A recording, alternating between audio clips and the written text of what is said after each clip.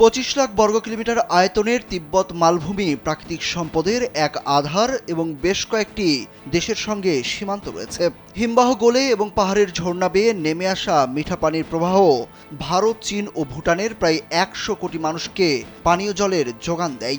আর এখানেই এবার বিশ্বের সবচেয়ে বড় বাঁধ নির্মাণ করছে চীন।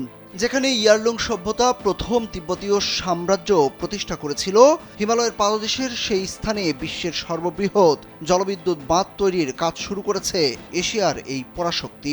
সংবাদ মাধ্যম সিনহুয়ার খবরে বলা হয়েছে, শনিবার তিব্বতের স্বায়ত্তশাসিত অঞ্চলের ইয়ারলুং জাংবো নদীতে 60 গিগাওয়াট ক্ষমতা সম্পন্ন জলবিদ্যুৎ বাঁধ নির্মাণ কাজের উদ্বোধন করা হয়েছে। ইয়ারলুং জাংবো নদীটি ভারত ও বাংলাদেশের ব্রহ্মপুত্র নদ নামে পরিচিত।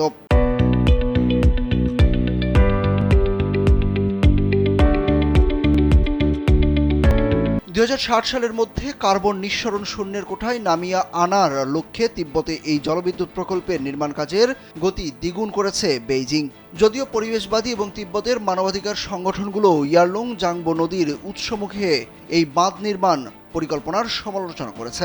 চীনের এই বাঁধের ফলে ভারতের কিছু অংশে পানির অভাব ও বন্যাসহ বিভিন্ন সমস্যা দেখা দিতে পারে। ভারতের নদীগুলোতে পানির প্রবাহ পরিবর্তন হতে পারে। চীনের এই বৃহত্তম প্রকল্পের ফলে ভারতে আকস্মিক বন্যা ও ভূমিকম্প হতে পারে। এদিকে ভারতে প্রভাব পড়ার ফলে তার কিছুটা আসবে বাংলাদেশের ওপরও।